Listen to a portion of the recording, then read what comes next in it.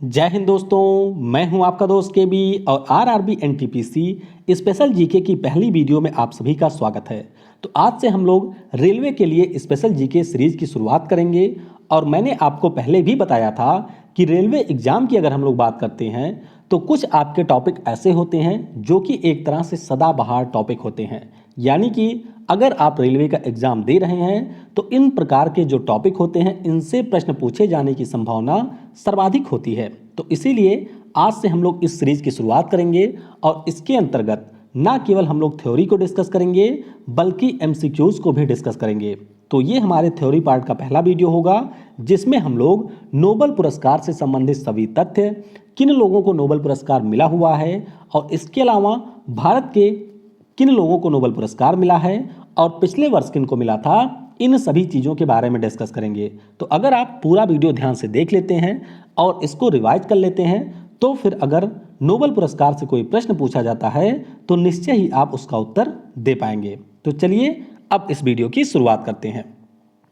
सबसे पहले हम लोग जानेंगे कि नोबेल पुरस्कार होता क्या है। तो एक हमारे बहुत ही महान रसायनज्ञ और इंजीनियर थे जिनका नाम था अल्फ्रेड नोबेल। तो ये कहाँ के थे? ये थे स्वीडन देश के। तो इन्हीं के नाम पर नोबेल पुरस्कार की स्थापना की गई थी और इसी के अंतर्गत नोबेल फाउंडेशन के द्वारा 10 दिसंबर को इनकी पुण्यतिथि के अवसर पर यह पुरस्कार दिया जाता है। ध्यान रखिएगा, सबसे पहली बार नोबेल पुरस्कार दिया गया था वर्ष 1901 में। बात करते हैं यहाँ पर नोबेल फाउंडेशन की। तो ध्यान रखिएगा, इसकी स्थापना हुई थी 29 जून 1900 को। और इसका मुख्य रूप से काम क्या है? तो इसका मुख्य रूप से काम है कि जो आपके नोबेल पुरस्कार होते हैं उनका आर्थिक रूप से संचालन किया जाए। यानी कि जो अल्फ्रेड नोबेल हैं इनके द्वारा कुछ पैसे जमा कर दिए गए थे और उन्हीं पैसों से जो मिलने वाला ब्याज है उसी से प्रत्येक वर्ष नोबेल पुरस्कार दिया जाता है। और यहाँ पर नोबेल फाउंडेशन की बात करते हैं तो यह एक 5 सदस्यीय समिति होती है। यानी कि इस समिति में 5 लोग शामिल होते हैं जिनके द्वारा यह पुरस्कार दिया जाता है। अब जानेंगे कि आखिर में ऐसे कौन कौन से क्षेत्र हैं जिनमें नोबेल पुरस्कार आपका दिया जाता है। तो भौतिकी है, उसके अलावा रसायन है, चिकित्सा है यानी कि मेडिसिन, उसके बाद में साहित्य है, लिटरेचर, अर्थशास्त्र यानी कि इकोनॉमिक्स और आपका है शांति यानी कि पीस। आपको परीक्षा के दृष्टिकोण से ये ध्यान रखना है कि जब 1901 में पहली बार नोबेल पुरस्कार का वितरण हुआ था तो उस समय मात्र 5 फील्ड ही थे। कौन कौन से? भौतिकी, रसायन, चिकित्सा, साहित्य और शांति। अर्थशास्त्र के क्षेत्र में पहली बार नोबेल पुरस्कार 1969 में दिया गया था। परीक्षा के दृष्टिकोण से एक इम्पॉर्टेंट पॉइंट आपको और ध्यान रखना है कि जितने भी हमारे पुरस्कार हैं भौतिकी में, रसायन में, चिकित्सा में, साहित्य में या फिर अर्थशास्त्र में, ये सारे आपके स्वीडन की राजधानी स्टॉकहोम में दिए जाते हैं। लेकिन जो आपके शांति का पुरस्कार है यह नॉर्वे की राजधानी ओस्लो में दिया जाता है। तो ये प्रश्न काफ़ी बार पूछा जा चुका है तो इसे आपको ध्यान रखना है। वितरण जैसा कि मैंने आपको बता दिया 10 दिसंबर को इसका वितरण किया जाता है। हालांकि जो विजेता होते हैं उनकी घोषणा अक्टूबर में ही हो जाती है लेकिन 10 दिसंबर को ये पुरस्कार वितरित किया जाता है। अब जो विजेता होते हैं उनको मिलता क्या है? तो 9 मिलियन स्वीडिश क्रोना राशि के रूप में, यानी कि ये नगद राशि है। 175 ग्राम का गोल्ड मेडल होता है, ये आप देख सकते हैं, और एक इनको डिप्लोमा दिया जाता है। अगर विजेताओं की संख्या एक से ज़्यादा होती है तो उनके बीच में ये जो प्राइज मनी है इसको डिस्ट्रीब्यूट कर दिया जाता है, यानी कि बराबर बराबर उनको बांट दिया जाता है। अब आइए जान लेते हैं कि जो भी विजेता होते हैं उनका चयन किसके द्वारा किया जाता है।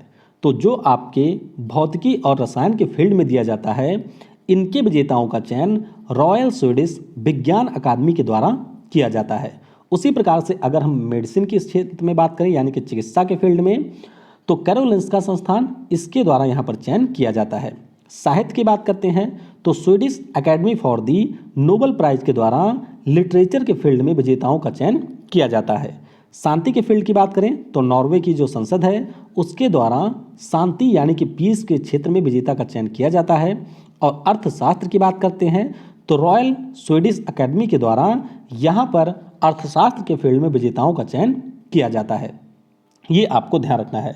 अब आइए एक एक करके जो भी महत्वपूर्ण फील्ड हैं उन सभी में नोबेल पुरस्कार के संबंध में जो भी तथ्य हैं आपकी परीक्षाओं के दृष्टिकोण से महत्वपूर्ण उनको हम लोग जान लेते हैं। तो सबसे पहले बात करेंगे फिजिक्स के फील्ड में। तो आपको ये थोड़ा सा ध्यान रखना है कि 1901 से लेकर के 2019 तक अभी तक कुल 121 लोगों को फिजिक्स के क्षेत्र में नोबेल पुरस्कार मिल चुका है। सबसे ज़्यादा यानी कि बात करते हैं जॉन बार्डेन की, तो इनको फिजिक्स में 2 बार नोबेल पुरस्कार मिला है। एक बार ट्रांजिस्टर के लिए 1956 में और एक बार सुपर कंडक्टिविटी के लिए 1972 में इनको फिजिक्स के क्षेत्र में नोबेल पुरस्कार से सम्मानित किया गया था। सबसे कम उम्र में किसे मिला था? तो लॉरेंस ब्रैग को मिला था मात्र 25 वर्ष की उम्र में एक्स-रे किरणों के लिए। तो ये भी आपको ध्यान रखना है। वहीं पर अगर हम लोग बात करते हैं मैडम क्यूरी की, तो इनका नाम काफ़ी ज़्यादा महत्वपूर्ण है क्योंकि इनके साथ साथ इनके खानदान के भी काफ़ी लोगों को ये पुरस्कार मिल चुका है। तो मैडम क्यूरी की बात करें तो इन्हें भौतिकी में मिला था 1903 में रेडियो एक्टिविटी की खोज के लिए, और रसायन के फील्ड में इनको मिला था 1911 में शुद्ध रेडियम निष्कर्षण के लिए। तो ध्यान रखिएगा, इनको 2 फील्ड में नोबेल पुरस्कार मिल चुका है। फिर हम बात करेंगे रसायन में नोबेल पुरस्कारों की। तो 1901 से लेकर के 2019 तक कुल मिलाकर के 113 लोगों को ये पुरस्कार मिल चुका है। सबसे ज़्यादा बार ये मिला है फ्रेडरिक सैगर को, इनको 2 बार ये पुरस्कार मिल चुका है। 1958 में प्रोटीन की संरचना के लिए और 1980 में न्यूक्लिक अम्ल की संरचना के लिए इनको ये पुरस्कार मिला है। वहीं पर अगर हम सबसे कम उम्र की बात करते हैं तो फ्रेडरिक जूलियट को ये पुरस्कार मिला है। और जैसा कि मैंने आपको मैडम क्यूरी के बारे में बताया ही कि इनको 1903 में भौतिकी के लिए और 1911 में रसायन के लिए ये पुरस्कार मिला है। तो ये आपके लिए काफ़ी ज़्यादा महत्वपूर्ण है, इसे आपको जरूर ध्यान रखना है। फिर चलते हैं चिकित्सा में। तो चिकित्सा में 1901 से लेकर के पिछले वर्ष तक 122 लोगों को ये पुरस्कार मिल चुका है।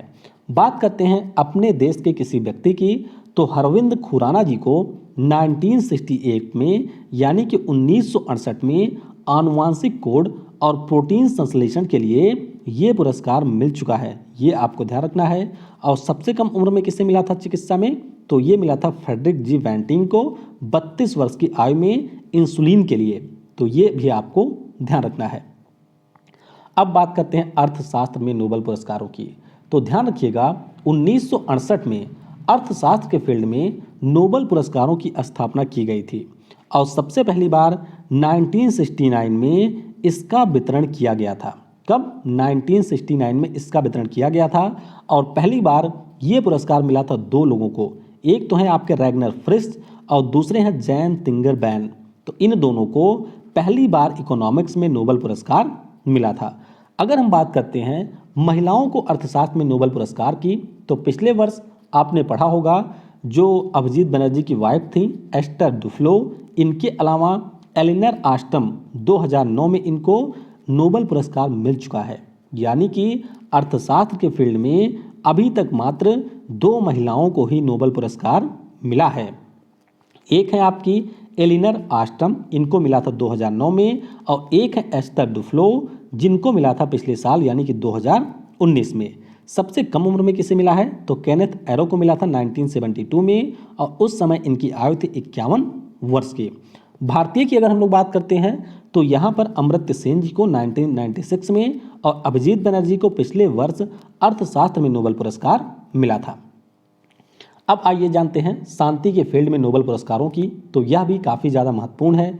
वितरण इसका किया जाता है वही 10 दिसंबर को और अभी तक यानी कि 1901 से लेकर के 2019 तक कुल मिलाकर के 100 लोगों को ये पुरस्कार मिल चुका है और इनमें महिलाओं की संख्या रही है 16। तो ये वैसे खास इंपॉर्टेंट नहीं है, लेकिन आपको ध्यान रखना है international committee of red cross के बारे में, क्योंकि इस संगठन को अब तक 3 बार नोबेल पुरस्कार मिल चुका है। सबसे पहली बार 1917 में मिला था, फिर 1944 में मिला था और फिर मिला था 1963 में। और international committee of red cross का मुख्यालय आपको मिल जाएगा स्विट्जरलैंड के जिनेवा में। शांति के क्षेत्र में 2 भारतीयों को भी ये पुरस्कार मिल चुका है। एक तो हैं मदर टेरेसा, इनको 1979 में मिला था, और कैलाश सत्यार्थी, इनको 2014 में नोबेल पुरस्कार मिला था। तो ये हमने जितने भी फील्ड के महत्वपूर्ण चीज़ें थी उनको डिस्कस कर लिया। अब आइए इसके एक और महत्वपूर्ण सेक्शन में चलते हैं कि नोबेल पुरस्कार किन भारतीयों को मिल चुका है। तो ध्यान रखिएगा अभी तक कुल मिलाकर के 10 भारतीय ऐसे हैं जिनको नोबेल पुरस्कार मिला हुआ है। तो आइए एक एक करके इनको जानते हैं। सबसे पहले बात करेंगे रविन्द्रनाथ टैगोर जी की, जिनके द्वारा राष्ट्रगान लिखा गया है हमारे देश का। 1913 में इनको नोबेल पुरस्कार मिला था लिटरेचर के फील्ड में, यानी कि साहित्य के क्षेत्र में। इनकी रचना गीतांजलि के लिए, किसके लिए? गीतांजलि के लिए नोबेल पुरस्कार मिला था।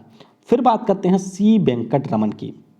तो 1930 में भौतिकी के लिए इनको नोबेल पुरस्कार मिला था और इनके द्वारा 1928 में, कब? 1928 में रमन इफेक्ट की खोज की गई थी, जिसके लिए 1930 में इनको रमन प्रभाव नोबेल पुरस्कार मिला था। और इन्हीं के जन्म दिवस के अवसर पर, जिस दिन इन्होंने रमन इफेक्ट खोजा था उसी दिन हमारे देश में विज्ञान दिवस मनाया जाता है। तो आपको बताना है कि वह दिवस कब मनाया जाता है।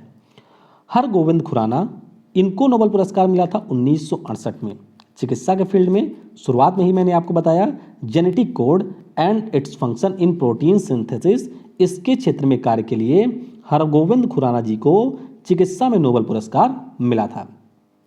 अगला है मदर टेरेसा जी का नाम। तो इनको 1979 में मिला था शांति के क्षेत्र में नोबेल पुरस्कार। और ध्यान रखिएगा इनको भारत रत्न पुरस्कार भी मिल चुका है। एस चंद्रशेखर जी की बात करते हैं तो इनको मिला था भौतिकी के क्षेत्र में 1983 में। और इनके द्वारा चंद्रशेखर सीमा के बारे में खोजी गई थी, यानी कि जो हमारे स्पेस में तारे होते हैं उनके संबंध में ही होती है चंद्रशेखर सीमा, और उसी के बारे में इनके द्वारा खोज की गई थी। फिर बात करते हैं अमर्त्य सेन जी की। तो इनको 1998 में अर्थशास्त्र के फील्ड में नोबेल पुरस्कार मिला था कल्याणकारी अर्थशास्त्र की व्याख्या के लिए। तो आपको ध्यान रखना है कि इनको 1998 में मिल चुका है। फिर अगला नाम आता है विद्याधर सूरज प्रसाद नेपाल का। तो ये भारतीय मूल के एक व्यक्ति थे। अक्सर आप इनका नाम नहीं सुने होंगे, लेकिन ध्यान रखिएगा ये वैसे थे ब्रिटेन के। और 2001 में साहित्य के फील्ड में इनको नोबेल पुरस्कार मिला था। ये ध्यान रखिएगा साहित्य के फील्ड में इनको नोबेल पुरस्कार मिला था। वैसे इनको बुकर प्राइज भी मिल चुका था। और उसके बाद में 2001 में इनको साहित्य में नोबेल पुरस्कार मिला था। आगे बात करते हैं बी रामाकृष्णन जी की। तो इनको राइबोसोम के क्षेत्र में कार्य के लिए रसायन के फील्ड में 2009 में नोबेल पुरस्कार मिला था। कैलाश सत्यार्थी जी की बात करें तो 2014 में इनको मिला था शांति के फील्ड में। और बच्चों के अधिकारों की रक्षा के लिए इनके द्वारा एक संस्था बनाई गई है जिसका नाम है बचपन बचाओ आंदोलन। और इसी के लिए इन्हें यह पुरस्कार पाकिस्तान की मलाला यूसुफजई के साथ में मिला था। और फिर नाम आता है अभिजीत बनर्जी जी का।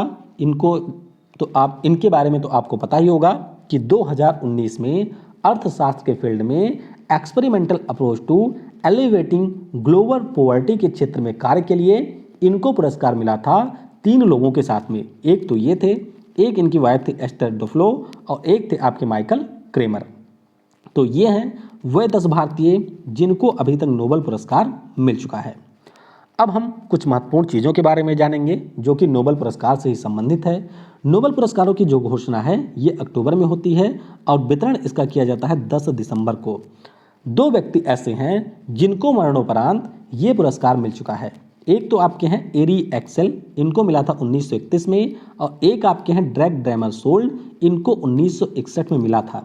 लेकिन 1974 में ये प्रावधान कर दिया गया कि किसी भी व्यक्ति को उसकी मृत्यु के बाद में नोबेल पुरस्कार से सम्मानित नहीं किया जाएगा। तो ये डेट भी आपको ध्यान रखनी है।